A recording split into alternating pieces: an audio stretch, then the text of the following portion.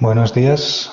Esta es la ponencia sobre una mirada integradora sobre prejuicios y género desde un doble punto de vista psicosocial y psicobiológico.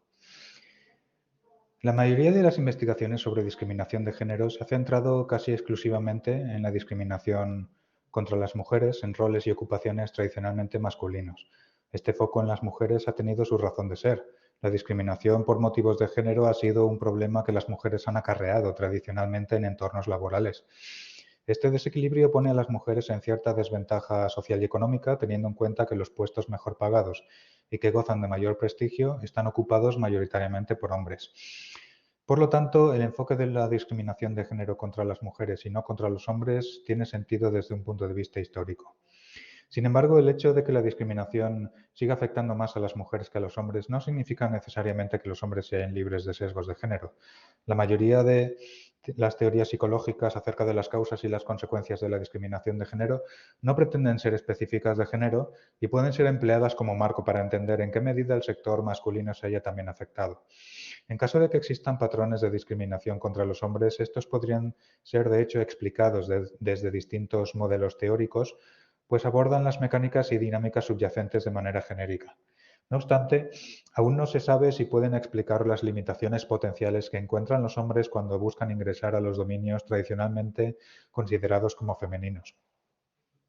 Saber más sobre si los procesos que intervienen en la discriminación contra hombres y mujeres son simétricos es importante no solo desde una perspectiva teórica, sino también práctica. Si bien la participación de mujeres en los dominios tradicionalmente masculinos ha aumentado en las últimas décadas, la participación de los hombres en los dominios tradicionalmente femeninos ha permanecido estancada. Sobre la base de pruebas metaanalíticas de hipótesis derivadas de la literatura sobre estereotipos, ya a principios del siglo, Davidson y Burke constataron que los evaluadores discriminaban por igual a mujeres y hombres en contextos de selección simulados cuando los trabajos respectivos eran del tipo masculino y femenino. En los últimos años ha habido un aumento en las percepciones de discriminación contra los hombres. Más del 40% de los adultos en Estados Unidos cree que los hombres se enfrentan a una cantidad pequeña o moderada de discriminación.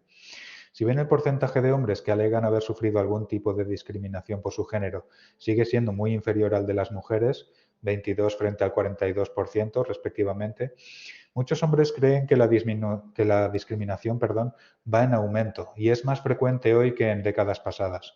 Es posible, por otro lado, que la creciente sensibilización hacia una igualdad efectiva esté retirando paulatinamente las reticencias de los hombres a reconocerse y declararse discriminados. Aunque la creencia de que los hombres experimentan discriminación ha ido en aumento entre el público en general, esta idea no termina de cuajar en el ámbito científico. ¿Por qué? Un factor del que depende la detección de discriminación es la tipicidad de los actores involucrados, en concreto el perpetrador y la víctima. Cuando el perpetrador es atípico, la detección de la discriminación se vuelve improbable. Las víctimas de discriminación tienen menos probabilidades de ser percibidas como tales y no pertenecen a un grupo comúnmente discriminado, es decir, cuando no son víctimas prototípicas. Por otro lado, algunos argumentan que debido a su posición social, los hombres se ven menos amenazados que las mujeres por el sesgo de género, porque la discriminación de género no impide su movilidad ascendente. Además de centrarse en las mujeres como objeto de discriminación, la investigación de género también se ha centrado abrumadoramente en la discriminación en contextos de tipo masculino, es decir, ocupaciones que históricamente han estado dominadas por hombres o que se cree que requieren características estereotipadamente masculinas. En concreto, el foco ha estado en las ocupaciones de tipo masculino que suelen ofrecer más poder y prestigio o en los cargos dentro de las mismas que los ofrecen, por lo que no sorprende que los investigadores dirijan sus esfuerzos hacia la identificación de las barreras para el acceso y el avance de las mujeres dentro de estos ámbitos, obviando aquellas ocupaciones también consideradas tradicionalmente masculinas, pero que no ofrecen dichas oportunidades, sino más bien lo contrario, como es el caso, por poner algunos ejemplos, de puestos de minería, pesca o construcción. Todavía es común que la psicología social despliegue poca comprensión de las fuerzas que actúan en los casos de discriminación contra los hombres en ámbitos habitualmente considerados femeninos, como la educación infantil, la atención de la salud o el trabajo doméstico. Esto también puede deberse a que la restricción de ingresar a estos dominios a menudo no se considera discriminatorio. En términos globales, las ocupaciones tradicionalmente femeninas tienden a conllevar menos estatus y recompensas monetarias que las masculinas, por lo que no son tenidas en tan alto valor. Como resultado, ser excluido de ocupaciones femeninas por motivos de género puede no verse fácilmente como una discriminación, ya que las consecuencias sociales y económicas de esta exclusión podrían resultar menos evidentes. Las percepciones crecientes de discriminación contra los hombres podrían deberse a los avances sociales recientes de las mujeres y a la aparición de iniciativas relacionadas con el género centradas en las mujeres. Por ejemplo, algunos ven el aumento de los programas de diversidad académica dirigidos a niñas, pero no a niños, como discriminatorio, especialmente ahora que las mujeres tienen más educación que los hombres. Las políticas de diversidad, como las cuotas de género, también pueden verse como discriminatorias, no solo por los hombres, sino hasta por las mismas mujeres que se benefician de ellas, puesto que reducen la importancia de los méritos y generan en ellas la duda de si ocupan el puesto por su desempeño o por su género. Es más, la discriminación positiva implantada en muchas empresas e instituciones puede no ser entendida por el grueso de la plantilla si no es adecuadamente comunicada, implementada y acotada en el tiempo, pues de lo contrario clona con signo opuesto la discriminación que pretendía combatir. Algunas investigaciones documentan calificaciones más negativas de los hombres que de las mujeres que solicitan un trabajo tradicionalmente femenino. En comparación con las candidatas igualmente calificadas, los candidatos masculinos reciben significativamente menos llamadas de parte de los empleadores en dominios de tipo femenino. Un metaanálisis encontró una tendencia a que los líderes sean evaluados como menos efectivos que las lideresas en entornos educativos. En conjunto, esta investigación proporciona cierto apoyo a la idea de que los hombres también pueden ser objetos de discriminación en ocupaciones dominadas por mujeres. Sin embargo, la evidencia existente está lejos de ser concluyente. En suma, lo que sí está quedando patente es que las problemáticas de igualdad son mucho más complejas de lo que creíamos en un principio y conviene ir ajustando la mira para estudiar cada vez con mejor enfoque cada una de las dinámicas que las afectan, sin caer en generalizaciones que no ayudan a entender la situación de cada colectivo. Todo lo comentado previamente se basa en mayor o menor medida en la asunción de que los estereotipos de género carecen de una base biológica para sostenerlos que opaque el posible efecto socializador sobre los mismos, puesto que si aceptáramos que efectivamente hombres y mujeres son esencialmente diferentes y que la socialización posterior apenas modifica la inclinación inicial, se podría entender en algún grado la existencia de estereotipos laborales masculinos y femeninos. En tal caso, la señalización de un puesto como trabajo de tipo masculino o femenino podría actuar como un estímulo facilitador de la atracción, selección y ajuste laboral del talento, si aceptamos que hombres y mujeres poseen rasgos innatos que no pueden modificar y que por tanto es preferible que los utilicen a su favor.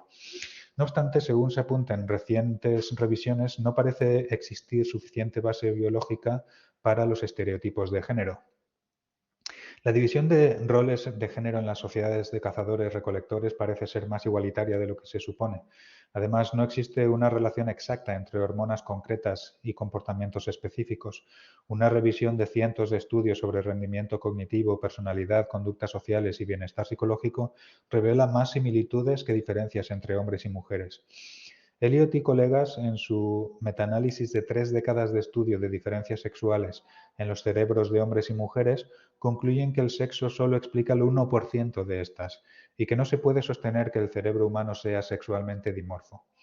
Los autores apuntan que generalmente se observan mayores diferencias entre mujeres individuales y hombres individuales que entre mujeres y hombres como grupos. No obstante, conviene introducir en este punto algunas de las observaciones que los investigadores del campo realizan en cuanto al alcance de sus estudios y perspectivas de futuro. Como hace notar Melissa Hines en su reciente revisión sobre neurociencia y género, las pequeñas magnitudes de las diferencias sexuales reportadas hasta la fecha en el cerebro humano vivo pueden reflejar en parte una incapacidad para mirar más de cerca, particularmente en pequeños grupos de células subcorticales. Hasta ahora la investigación en seres humanos se ha centrado en gran medida en características relativamente generales, como volúmenes regionales y las extensiones de fibras.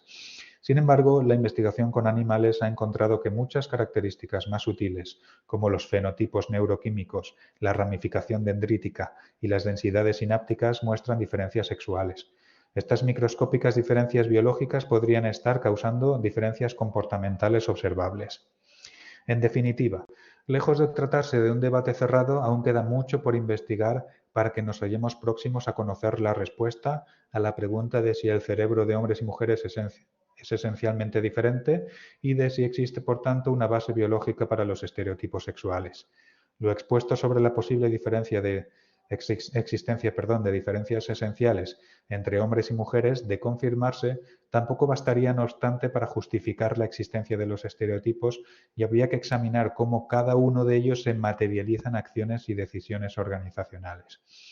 El conocimiento de si el dimorfismo cerebral sexual se expresa en implicaciones manifiestas aún requerirá de tiempo para arrojar respuestas sólidas. Y hasta entonces no podremos saber si, como nos preguntábamos al inicio de este apartado, existen bases que justifiquen en algún grado los estereotipos de género. Muchas gracias.